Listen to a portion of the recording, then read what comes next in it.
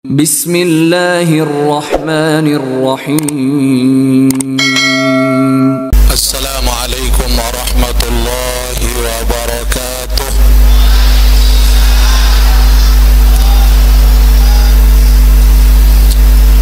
Alhamdulillahilladzi hadana lihadza wa ma kunna linahtadiya laula an hadana Allah.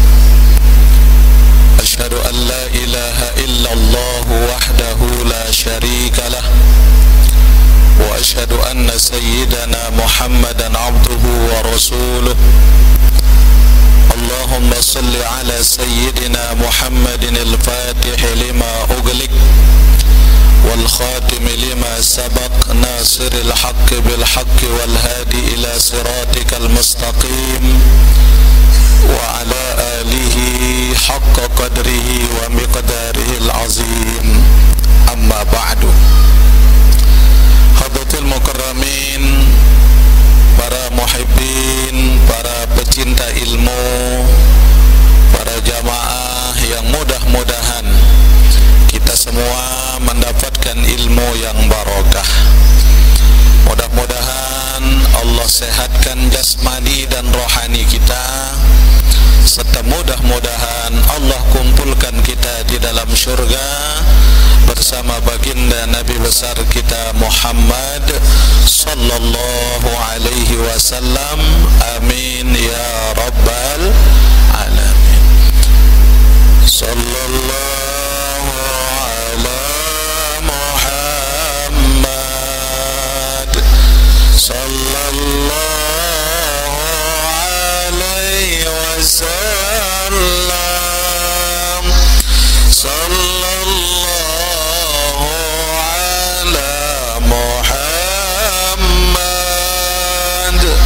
sallallahu alaihi wasallam.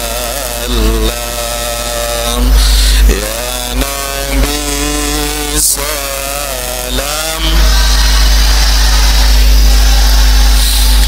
ya Rasul salam alaika, ya Habib salam alaika. Salawatullah ala anta syamsun anta badrun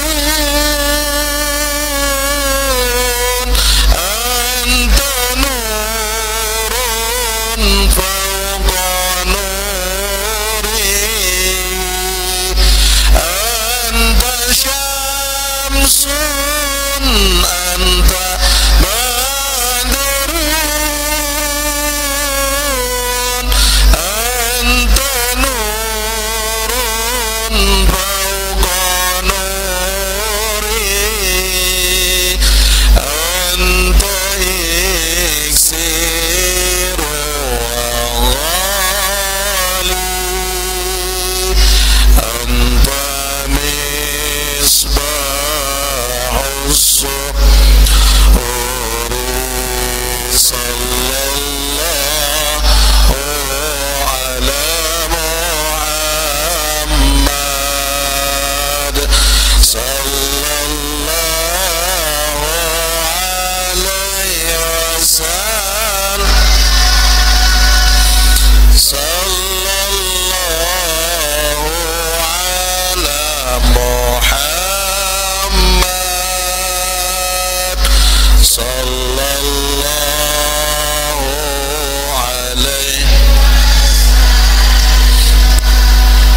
Allahumma salli wa sallim wa barik alaihi wa ala alihi.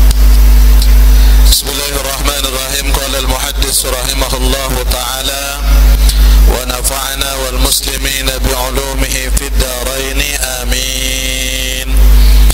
Wa qala an-nabiy sallallahu alaihi wasallam, idza arada Allahu bi'abdihi al-khaira ajjalahu al-'uqubata fid dunya wa idza arada Allahu bi'abdihi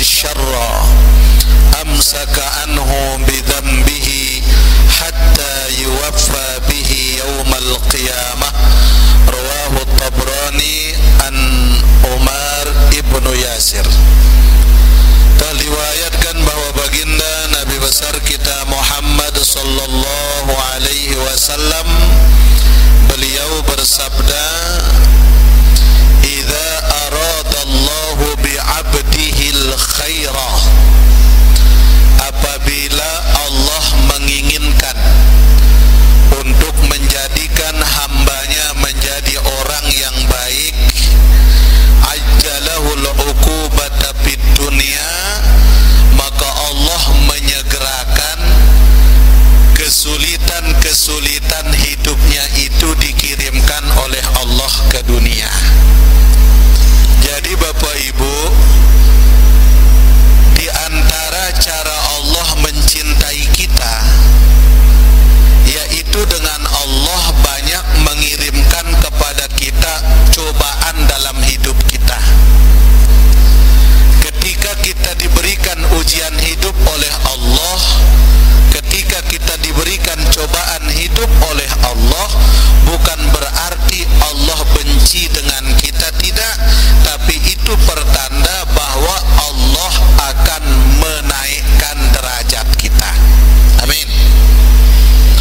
Maka apabila tiang pelunggu dalam hidup ini sudah rajin ibadah, rajin sedekah, rajin zikir, salat berjamaah tetap di awal waktu, bahkan tiap pengajian, tiap majelis ilmu di mana-mana kita hadir, namun masih saja banyak orang yang benci kepada kita, tidak apa-apa.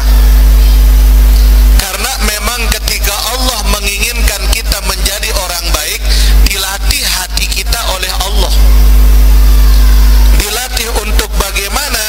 Dilatih hati kita oleh Allah untuk bersifat sabar. Ara sabar itu Sabarudin doang deh. Jadi harus sabar.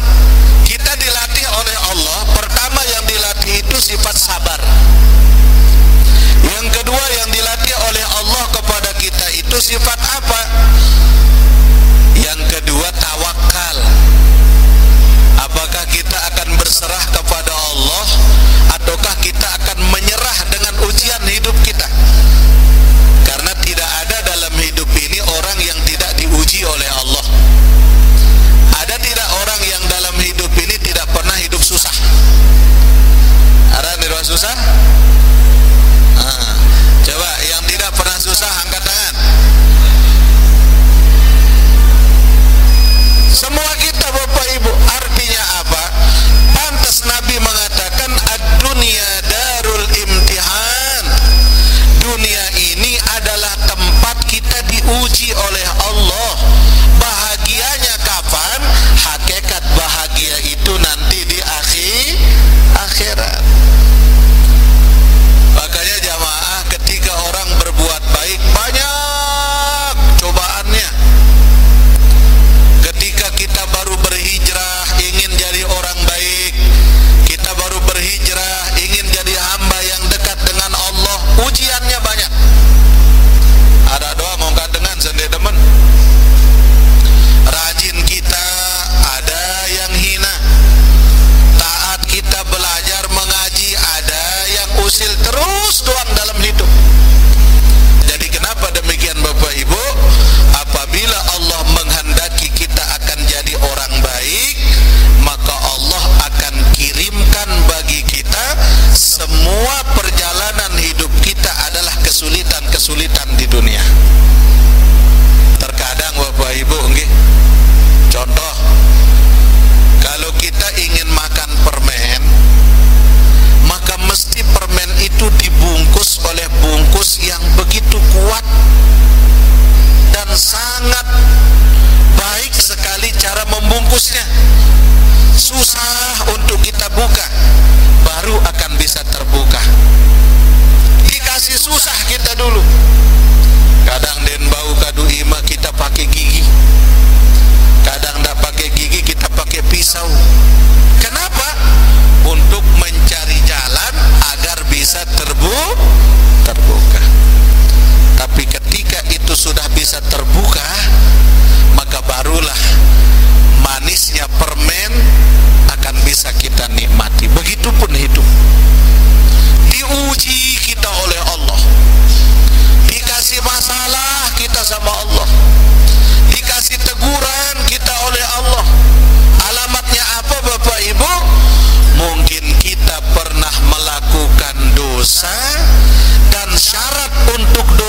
itu baru bisa diampun oleh Allah hanya dengan kita diuji oleh Allah.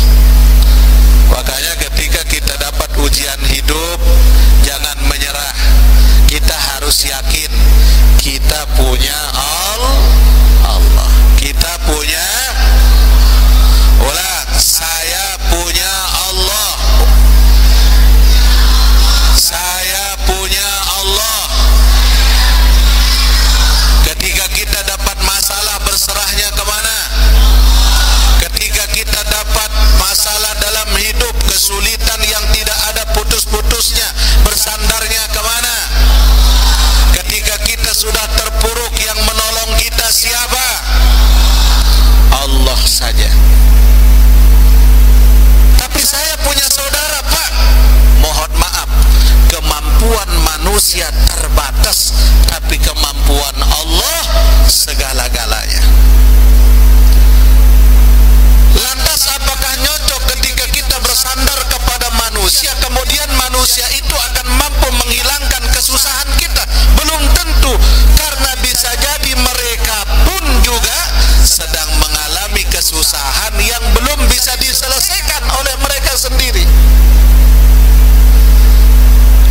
Makanya seorang sahabat datang kepada Umar bin Khattab. Untuk apa?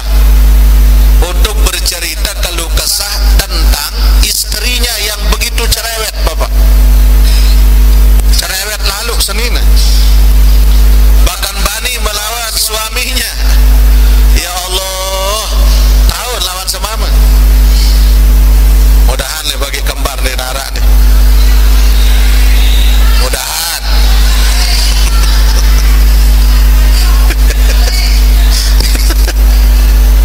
Apa kata Umar bin Khattab?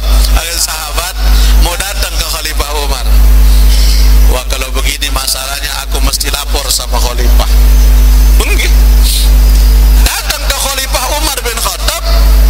Sampai depan rumah Khalifah Umar bin Khattab, sahabat ini termenung. Apa yang membuat sahabat niki termenung, Bapak Ibu? Karena sahabat niki mendengar Khalifah Umar pun nyangkan tomeh si senina. Khalifah Umar, ya Allah, sedang ribut juga sama istrinya. Akhirnya apa kata ini sahabat? Ya Allah, ya Rabb, niatnya aku datang ke sini untuk menyampaikan masalahku kepada Khalifah. Ternyata sampai di sini Khalifah pun juga sedang punya masalah. Ini menunjukkan apa, Bapak Ibu? Bahwa sandaran kita kepada makhluk itu terbatas. Tapi kemana kita bersandar? Hasbi Rabbi, semua ma fi qalbi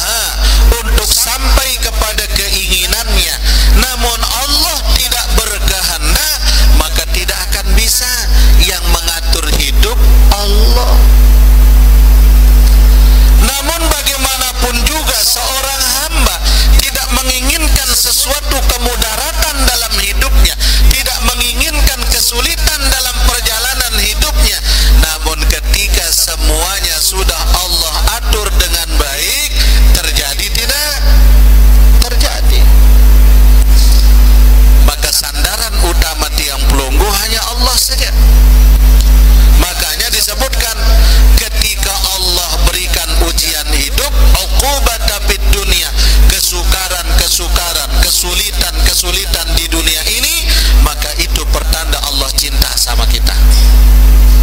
Lihat Nabi Muhammad sallallahu alaihi wasallam. Apakah semua orang cinta kepada Rasulullah? Tidak, Bapak Ibu. Bahkan baginda Nabi orang yang super lembut. Baginda Nabi orang yang akhlaknya mulia. Yang disebutkan oleh Allah, tidak pernah ada seorang Rasul, belum ada seorang Rasul yang akhlaknya sebaik akhlaknya Nabi Muhammad sallallahu alaihi wasallam. Bahkan yang paling tampan dari golongan para Rasul itu Nabi Muhammad, Ibu. Nabi Yusuf terkenal tampan hingga Zulaikha sampai dia berikrar tidak akan ridho, tidak akan ikhlas dia meninggal dunia sebelum dia bisa menikah dengan Nabi Yusuf alaihi salam. Disebutkan dalam Al-Quran para jamaah, saking tampannya Nabiullah Yusuf itu, falamma ra'aynahu akbarnahu wa qatta'na aydiyahunna wa qulna hasya lillahi ma hadza bashara. Ketika Zulaikha diolok-olok oleh teman-temannya, istri-istri pejabat, apa kata teman-temannya? Zulaikha, apa iya engkau seorang istri raja tertarik kepada pembantumu? Mustahil. Apa kata Zulaikha, Bapak Ibu? Tapi ini laki-laki beda dengan laki-laki pada umumnya. Coba kalau kamu mau lihat bagaimana tampannya Yusuf. Akhirnya diundang para wanita-wanita istana, istri-istri pejabat. Datanglah Nabi Yusuf alaihi salam, diperintah oleh Zulaikha untuk keluar membawa makanan dan minuman. Yusuf, keluar, kata Zulaikha. Maka wanita-wanita yang saat itu berada di hadapan Zulaikha, yang sebelumnya memotong apel, namun yang dipotong adalah tangannya. Falamma ra'ainahu, ketika dia memandang kepada wajahnya Yusuf, akbarnahu, mereka takjub. Kalau bahasa kita melengun, ngangak nih Ibu. Wa qatta'na aydiyahunna, hingga terpotong tangan mereka, yang bukan apel, bukan buah yang dikupas, tapi kulit tangannya. Karena Nabi, tampannya Nabiullah Yusuf alaihi salam. Tapi tampaknya Nabi Muhammad sallallahu alaihi wasallam 1000 kali jauh lebih tampan daripada tampannya Nabiullah Yusuf alaihi salam. Akan tetapi bedanya jamaah, tampannya Nabi Yusuf, beliau tampan, namun Allah tidak menghapus pandangan syahwat orang yang memandang kepadanya. Jadi setiap orang melihat wajah Nabi Yusuf, dia tertarik ingin memiliki Nabi Yusuf. Akadene coba-coba kadu senggegeran. Dede coba-coba. Iya wah hayat nanu habarunu. Amun milih kadu aja. Iya kadu Bapak. Insyaallah den tedem dengan ini nanu dia mangantok.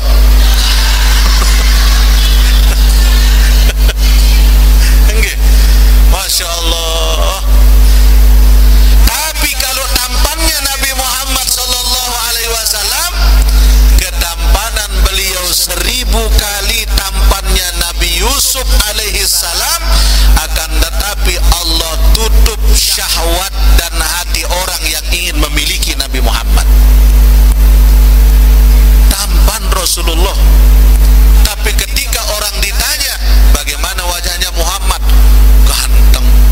Gantengnya gimana? Ganteng banget. Ganteng bangetnya bagaimana? Masya Allah deh. Ah, munakan Masya Allah deh. Duduk wah. Masya Allah deh. Terus gimana tampannya Muhammad? Bagaimanapun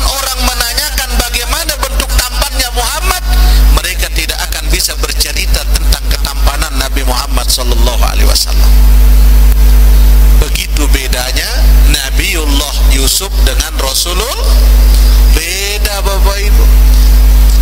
Hingga apa kata ulama salafun saleh, tampannya Nabi Yusuf saja para wanita bisa memotong tangannya dengan melihat wajahnya Nabi Yusuf.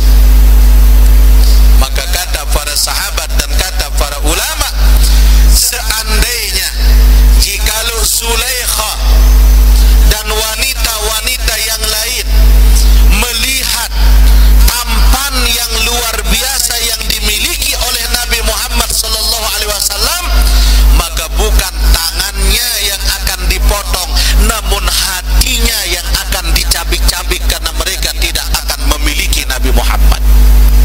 Allahumma salli ala Sayyidina Muhammad. Tampan Nabi Muhammad Bapak Ibu. Makanya perlu kita banyak bersolawat kepada beliau. Salatullah salamullah ala taha rasulillah salat salamullah ala yasin habib tawassalna bismillah wa bil hadi rasulillah wa kulli mujahid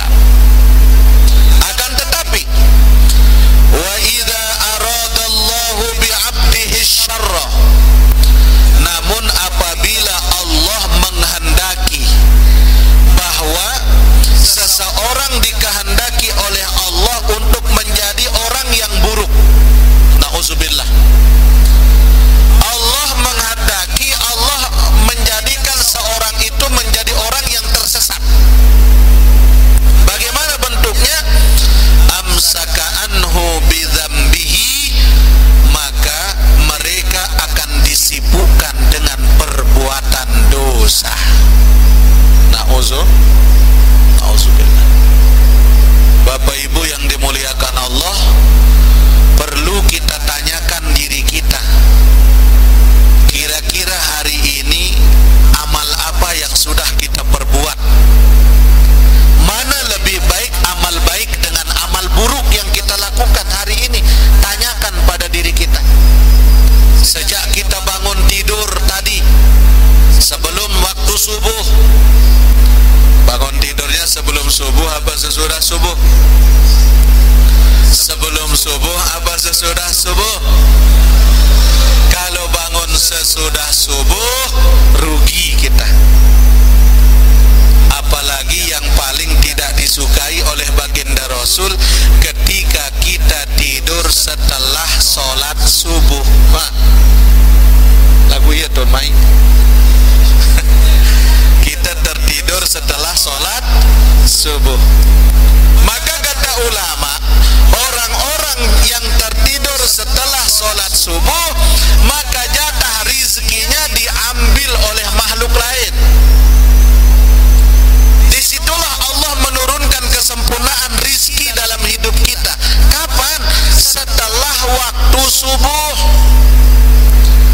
Makanya Nabi ajarkan amalan yang paling baik setelah sholat subuh itu adalah zikrullah dan sodakoh. Makanya kan paling bagus kita sedekah subuh. Maka sedekah subuh itu pahalanya kata Nabi, khairum minad dunya wa ma fiha. Andaikan ditimbang dengan dunia beserta isinya, masih lebih berat timbangan sedekah subuh kita. Mudah-mudahan bisa kita lakukan, amin. Cuma kita mohon maaf, urusan sedekah Bapak Ibu kita hitung-hitung sama Allah. Betul tidak? Nih, di sini nih, di kantong nih. Ada kita punya uang misalkan di sini 200.000, ya. Terus di sini ada 300.000. Di saku sebelah kiri ada uang 100.000. Di dalam saku celana paling dalam ada uang 10.000. Kira-kira kalau orang minta amal, yang paling dulu keluar yang mana? 10 apa 300?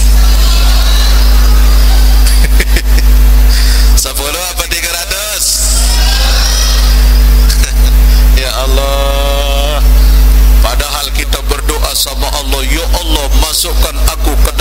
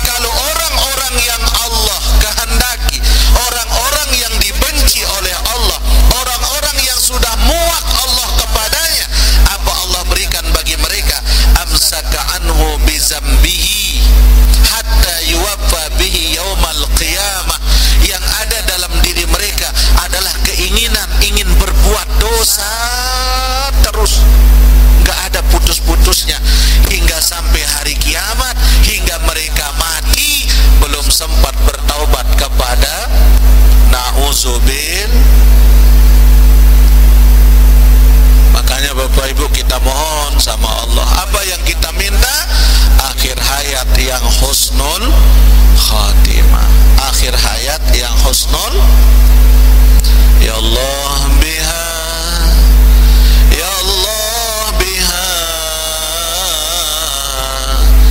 ya Allah bihusnil khatimah, ya Allah biha, ya Allah biha, ya Allah bihusnil khatimah. Coba, ya Allah biha, ya Allah biha, ya Allah bihusnil khatimah, ya Allah biha, ya Allah biha, ya Allah bihusnil khatimah. Amin ya Allah ya Rabbal. Makanya perlu Bapak Ibu hitung kebaikan kita di waktu pagi sejak baru bangun sampai kita tertidur. Apa sih kebaikan yang aku lakukan hari ini ya Allah? Kebaikan apa yang sudah aku perbuat kepada sesama hamba Allah? Setelah kebaikan-kebaikan itu muncul Bapak Ibu, maka barulah tanyakan kepada diri kita, dosa apa yang sudah kita perbuat hari ini? Lebih banyak mana zikirnya dengan ucapan yang sia-sia? Tanyakan hati kita. Lebih banyak mana membaca Al-Quran dengan membaca Facebook? Lebih banyak mana membuka aplikasi Al-Quran daripada Shopee? Jawab. Lebih banyak mana sujud kita kepada Allah ataukah pekerjaan kita dalam hidup? Setelah kita hitung, kita hisab diri kita terlebih dahulu, hitung kebaikan-kebaikan kita, hitung keburukan-keburukan kita. Maka kira-kira kalau sudah kita hitung semuanya, nyocok tidak kita menjadi ahli surga? Belum tentu Bapak Ibu. Kenapa? Orang masuk surga bukan dengan banyaknya amal ibadah, tapi orang masuk surga dengan sebab rahmat Allah. Orang masuk surga itu dengan sebab rahmat Allah. Dan orang masuk surga dengan sebab syafaat Rasulullah sallallahu alaihi wasallam. Makanya Bapak Ibu, lebih banyak kita sholawat, lebih tambah mahabbah kecintaan kita kepada Nabi Muhammad, lebih bertambah kecintaan kita kepada beliau. Pak, tapi saya Pak baca sholawatnya nggak panjang Pak, nggak bisa sholawat bagus-bagus. Nggak apa-apa, yang penting sholawat. Ada bapak-bapak di Lombok Timur pun, sallallahu ala Muhammad, tulangnya dibagi 4, isinya oh besar amat, yang besar untuk Pak Ustadz. Astagfirullah. Dapat pahala tidak? Dapat. Kenapa?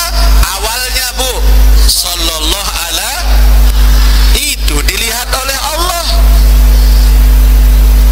Tahu dendek ke tulangnya dibagi 4, no apalah. Tulangnya dibagi 4, isinya oh besar amat, yang besar untuk Pak Ustadz. Nyekan maulid dengar.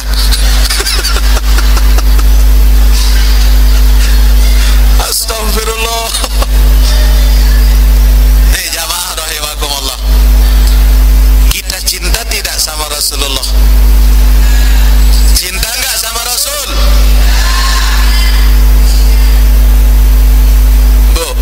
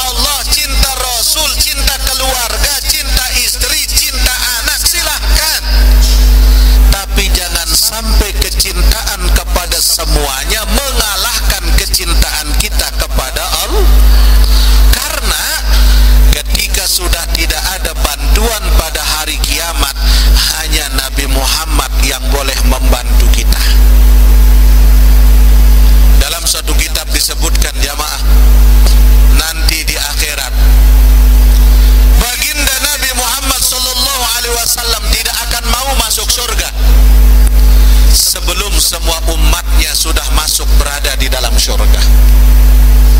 Itulah kecintaan beliau kepada kita semua. Beliau tidak akan mau menginjakkan kaki ke dalam surga sebelum semua umat beliau sudah berada di dalam surga. Bahkan dalam kitab itu disebutkan, ketika pintu surga akan ditutup oleh malaikat penjaga surga, maka datang Nabi Musa alaihissalam kepada Rasul sallallahu alaihi wasallam, "Ya Rasulullah, sesungguhnya ada seorang dari kalangan umat pelungguh ya Rasul yang masih berada di dalam neraka ya Rasulullah. Tinggal dia yang belum masuk surga." Apa kata Nabi? "Wahai malaikat, jangan engkau tutup pintu surga sebelum umatku semuanya sudah berada di dalam surga." Dipending itu pintu surga ditutup. Dia cari ini umat oleh baginda Nabi, ternyata umat ini masih berada pada tingkat neraka yang paling bawah, min asfali minan nar. Nauzubillah. Sedang berada pada tingkatan neraka yang paling bawah. Akhirnya baginda Rasul dibantu oleh Nabi Musa, dibantu oleh Nabiullah Adam alaihissalam. "Aina ummati?" Kata Rasul, "Mana umatku?" Ternyata ini umat sedang diazab oleh Allah. Maka Rasulullah minta untuk diangkat itu umatnya. Apa kata Nabi? "Aku haramkan diriku untuk masuk ke dalam surga sebelum semua umatku sudah berada di dalam surga ya Allah." Begitu kecintaan Rasulullah kepada kita.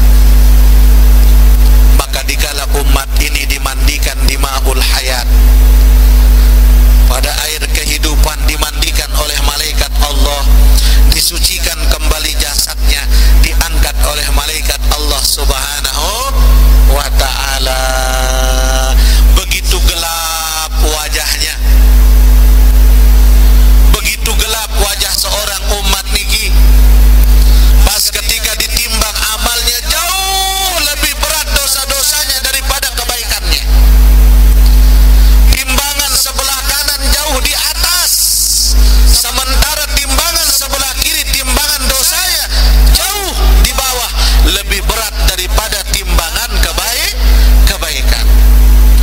Maka disitulah baginda Nabi terbangun. Bapak Ibu, ini umat yang satu sudah menangis, tidak ada harapan lagi untuk aku masuk ke dalam surga ya Allah. Maka apa kata Rasul dengan tersenyum? Beliau masukkan jarinya ke dalam sakunya, dan ulama mengatakan kemudian Rasulullah mengambil 3 cahaya. Satu cahaya ditaruh pada timbangan sebelah kanan, sudah mulai naik variabelnya. Cahaya kedua ditaruh oleh Rasul pada timbangan sebelah kanan lagi, semakin berat dia. Satu cahaya terakhir ditaruh oleh baginda Rasul lagi pada timbangan sebelah kanan, maka jauh lebih berat kebaikan orang ini daripada dosa-dosanya. Umat ini bingung, ya Rasulullah, cahaya apa yang engkau keluarkan ini ya Rasul? Apa kata Rasul? Anta min ahlil jannah, kamu adalah ahli surga. Kenapa ya Rasul? Seumur hidupmu telah sampai kepadaku, kata Rasul, 3 kali engkau bersolawat kepadaku. 3 cahaya yang tadi itu adalah berkah solawatmu yang kamu sampaikan kepadaku di waktu hidupmu. Hanya 3 kali kamu bersolawat. Ya Allah, 3 solawatnya jamaah, namun mampu memberatkan timbangan amalnya di akhirat. Apalagi kalau selama perjalanan hidup selalu kita basahi lisan kita dengan mahabbah kepada Rasul, dengan kita banyak bersolawat. Mudah-mudahan, amin ya rabbal alamin. Jam 8. Lanjut. Hadis yang selanjutnya, pada hadis yang ke-60, apa kata Nabi sallallahu alaihi wasallam? "Idza aradallahu bi'abdihi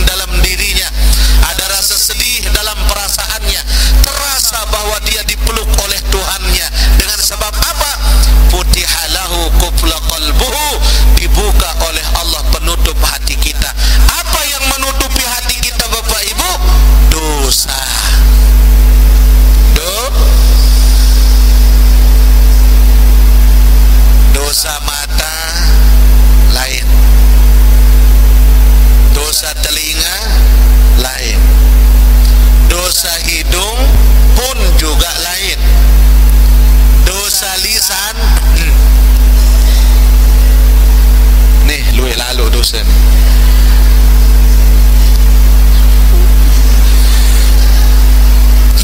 Dosa lisan, ya Allah,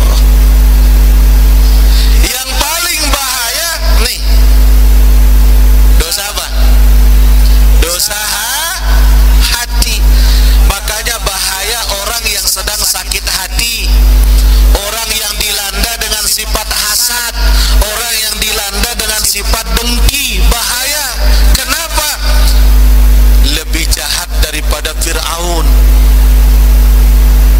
Yuk, din percaya. Dalam satu kitab dikisahkan Bapak Ibu, iblis. Ibu tahu iblis? Hah? Tahu iblis? Nah. Ya, iblis datang bertamu ke rumahnya Fir'aun. Nah, geng ini nih, geng. Iblis datang bertamu ke rumah Fir'aun. Iblis ini kan buruk, sesat. Fir'aun pun juga sesat. Maka datanglah iblis ke rumah Fir'aun nih. Dok, dok, dok, dok. Dan ulang, assalamualaikum. Sama-sama jahat. Dok, dok, dok, dok. Apa kata Fir'aun? Ambil kharij. Siapa di luar? Apa kata iblis? Aku. Man? Iblis. Oh, sahabat. Masuk, masuk, masuk. Masuklah iblis ke rumah Fir'aun. Apa kata iblis nih Bapak Ibu? Fir'aun, iya, apa benar engkau sebagai Tuhan? Benar.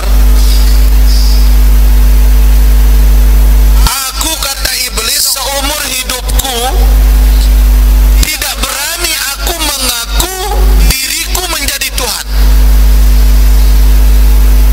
Tapi kenapa engkau berani, Fir'aun? Ya karena kita beda kelas, bos.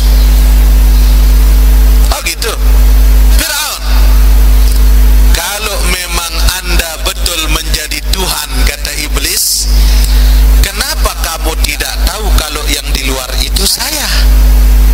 Kenapa harus nanya siapa di luar? Kalau memang ente Tuhan, ente pasti tahu itu saya. Nggak perlu nanya. Apa jawab Fir'aun? Sengaja. Aku tahu itu ente, tapi sengaja aku nanya. Apa kata iblis geleng-geleng kepala? Memang Fir'aun ini lebih sesat daripada aku. Karena kenapa Bapak Ibu, Fir'aun itu sampai mengaku menjadi Tuhan? Seumur hidupnya Fir'aun tidak pernah dia dilanda dengan sakit, meskipun sekedar sakit kepala. Seumur hidup tidak pernah. Batuk-batuk di Noah, Ibu. Apalagi menggigil, sampai dia mengaku sebagai Tuhan. Apa kata Fir'aun bertanya? Iblis, ente kan neraka, aku pula neraka, kata Fir'aun.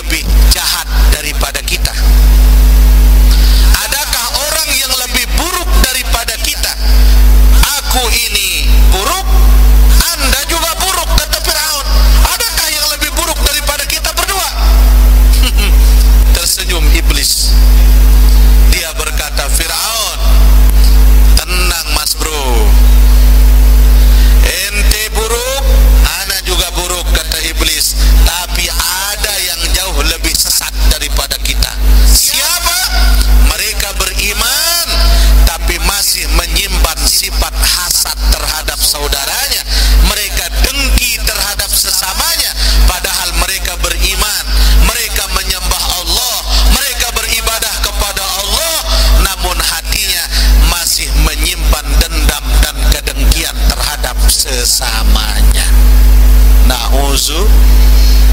Makanya kata ulama, al-hasadu asyarru minal iblis.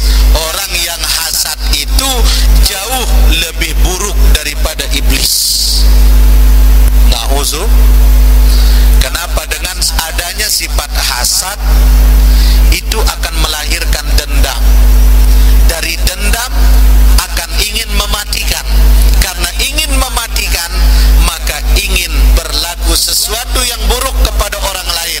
Kirimlah sihir, kirimlah ilmu ain dan sebagainya. Apa penyebab pertama? Sifat hasad, dengki. Na'udzubil. Dibuka oleh Allah hatinya bagi orang yang ingin dibaikkan oleh Allah. Yang kedua, wa ja'ala fihi al-yaqina was-sidqa. Allah jadikan hati mereka yakin kepada Allah dan jujur dalam setiap perilakunya. Nah, ini kalau orang baik nih, dibuka hatinya oleh Allah, semakin yakin dia dengan Allah. Dia tidak pernah iri dengan nikmat yang dimiliki orang lain. Namun apa yang ada pada pikirannya, ketika orang lain mendapat nikmat, maka aku harus ikut bahagia. Namun ketika orang lain sedang sengsara, maka aku mesti harus ikut merasakan kesusahan mereka, hingga yang ada adalah doa dari saudara kepada saudaranya. Mudah-mudahan nggih. Nah, niki dibuka oleh Allah apa? Al-yaqina was-sidqa.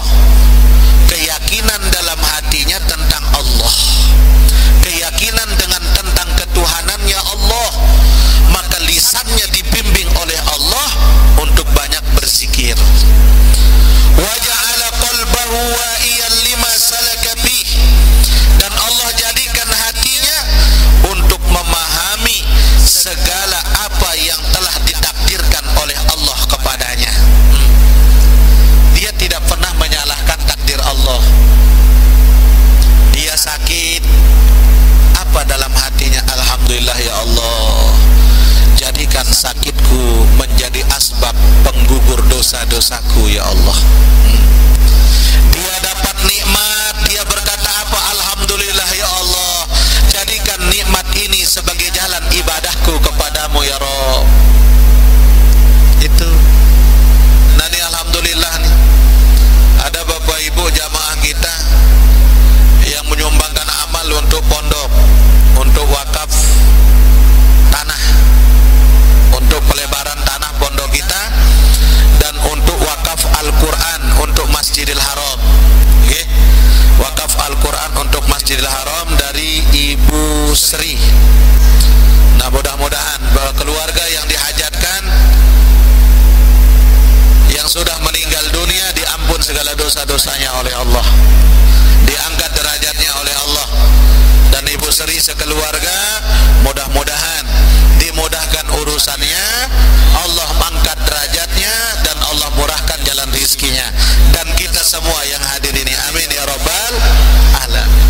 Dibuka hatinya oleh Allah, senang berinfak. Makanya tiang ajak pelunggu, besok hari Kamis tanggal 29 Agustus insyaallah tiang berangkat umroh bersama rombongan jamaah kita. Nah, tiang sampaikan kepada semua jamaah yang ingin wakaf Al-Quran untuk Masjidil Haram, silahkan. Sebelum Bapak Ibu bisa berangkat, namun Al-Quran yang Bapak Ibu sumbangkan di Masjidil Haram, jutaan umat Islam membaca Al-Quran itu, Bapak Ibu yang ada di sini, Allah kirimkan keberkahan itu untuk Bapak Ibu semua. Dan insya Allah yakin kepada Allah, dikala Al-Quran Bapak Ibu sudah ada di Masjidil Haram, maka tinggal pelunggu yang akan datang ke Masjidil Haram. Amin. Masya Allah. Nah makanya selalu tiang ajak pelunggu, setiap kami berangkat, kami ajak semua jamaah. Mungkin belum rizki kita sampai ke sana, tapi minimal Quran kita sudah nampak di Masjidil Haram. Masya Allah. Okay? Nah itu, dibuka hatinya oleh Allah. Tidak dia memahami apa pemberian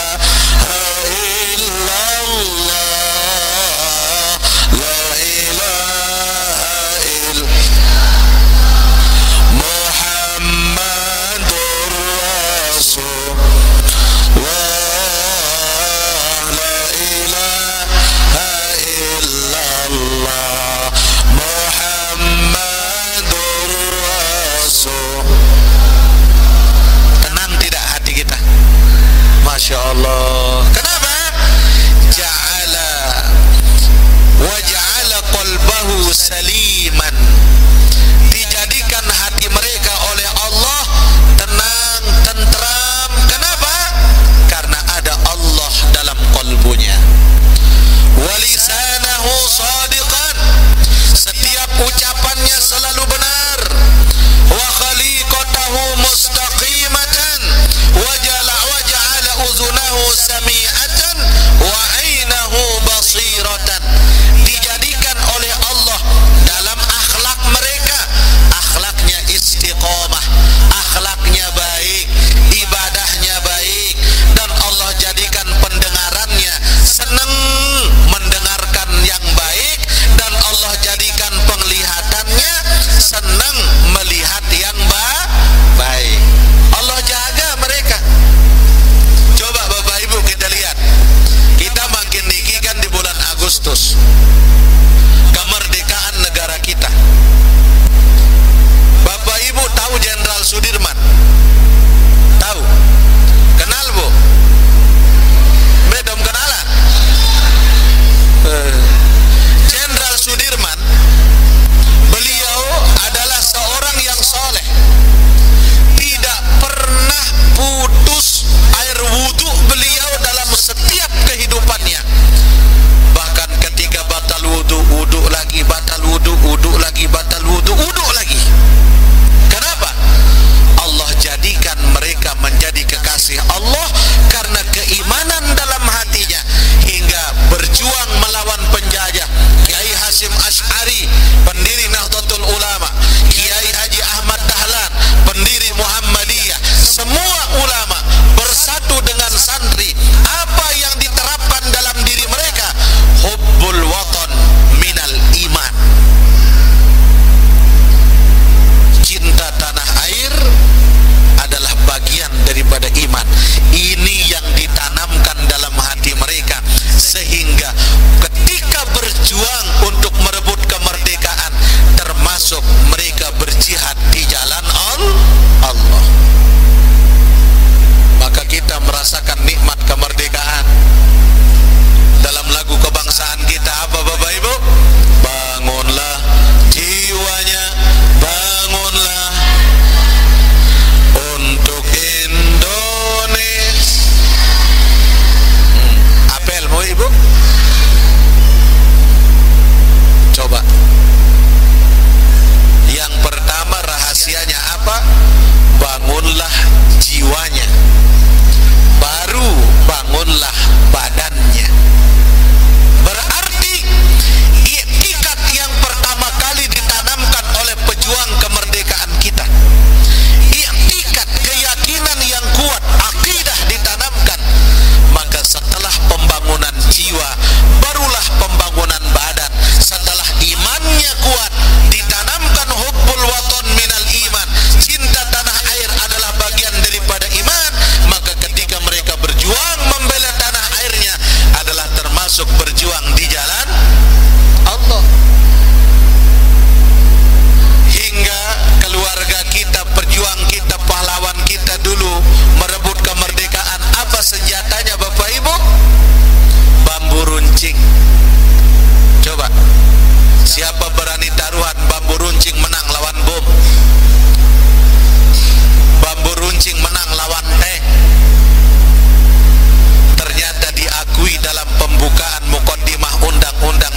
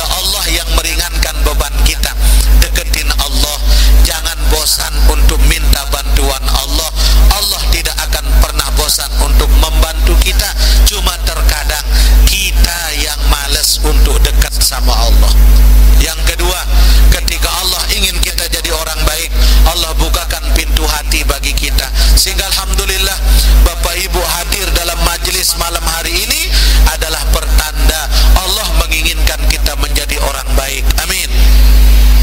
Dibukakan oleh Allah, maka lisan kita jujur, ucapan kita baik, akhlak kita baik, kita jaga penglihatan kita, kita jaga pendengaran kita. Kalau tidak mendatangkan keridhaan Allah, hindari dari apa yang dilarang oleh Allah. Mudah-mudahan apa kajian kita pada malam hari ini diberkahi oleh Allah Subhanahu wa taala. Semoga Allah jadikan kita menjadi hamba yang istiqamah, menjadi hamba yang kuat iman takwa kepada Allah. Allah sehatkan jasmani dan rohani kita hingga kita mati dalam keadaan iman dan husnul khatimah, dan Allah kumpulkan kita di dalam syurga bersama baginda Nabi Muhammad sallallahu alaihi wasallam. Amin ya rabbal alamin. Bisirril Fatihah.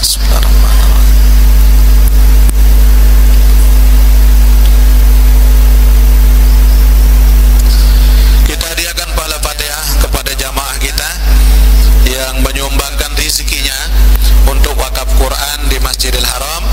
Nggih, untuk satu Al-Quran harganya 50 real. Nggih, satu Al-Quran 50 real, kurang lebih lah 300.000 uang kita. Nggih. Masih Bapak Ibu tanggal 29 yang berangkat. Kalau pelungguh masih berhajat, silakan kumpulkan ke takmir, nanti takmir yang sampaikan kepada kami. Kita hadiahkan pahala Fatihah kepada yang sudah menyumbangkan amalnya pada malam hari ini. Ala hazin niyah wa ala kulli niyatin salihah. Al-Fatihah.